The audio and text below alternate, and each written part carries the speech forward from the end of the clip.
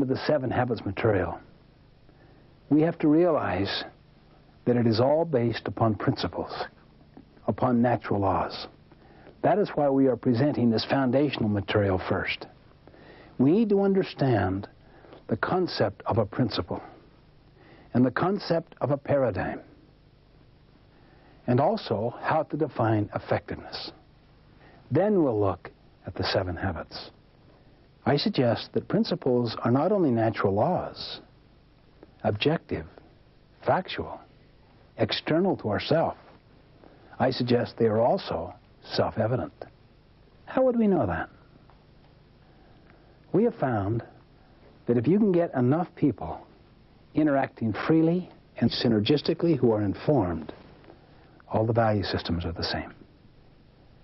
We find that regardless of one's background, religion, culture, nationality, race, gender, regardless of the level in the organization, regardless of the industry or the profession, the same underlying values are universal. They represent what we could call principles. There is consensus that surrounds them, such as integrity, service, contribution, the growth and development of people, kindness, how you treat people, dignity, fairness. These are universals. Every one of the habits represents a principle, a fundamental natural law that is self-evident. Now, let me just give an illustration of the difference between a social value and principles. It was a dark and stormy night.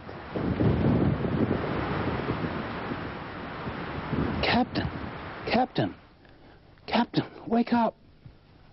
What is it? Sorry to awaken you, sir, but we have a serious problem. And we've tried to solve it and can't. What's the problem? There's a ship in our sea lane about 20 miles away that refuses to move. What do you mean they refuse? Just tell them to move. We have, sir. That's the problem. They won't respond. I'll tell them. The signal goes out.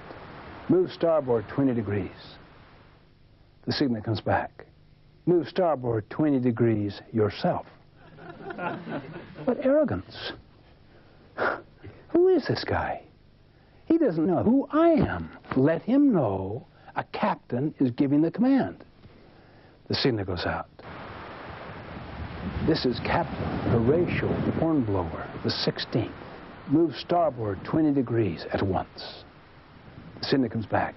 This is Seaman Carl Jones, the 3rd. Move starboard 20 degrees at once yourself. This is a command. A seaman commanding me, a captain. I can't believe this. What is going on? Let them know who we are. We're a battleship. We could just blow them up. The signal goes out. This is the mighty Missouri, flagship of the 7th Fleet. Signal returns. This is the lighthouse. You see, lighthouses are like principles. We don't break them. We break ourselves against them. This is why humility is the mother of all other virtues. Openness, teachability, humility, awareness of external realities.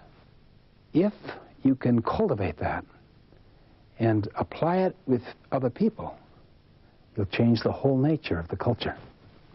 It'll become a principle-centered culture, not one driven by social values. I had a friend of mine who said, our company is value-driven. I said, every company is value-driven. Hitler was value-driven. The question is, are the values in alignment with principles? That is a humbling question. Are my values and my habits in alignment with principles, with natural laws? Now, when principles and values are aligned, then you could use the words interchangeably. You could call it values or principles. It would make no difference. So you don't want to get hung up semantically on the difference. But if they are not aligned, then it's better to see what the principle is and what the established value is, and then work here to align it.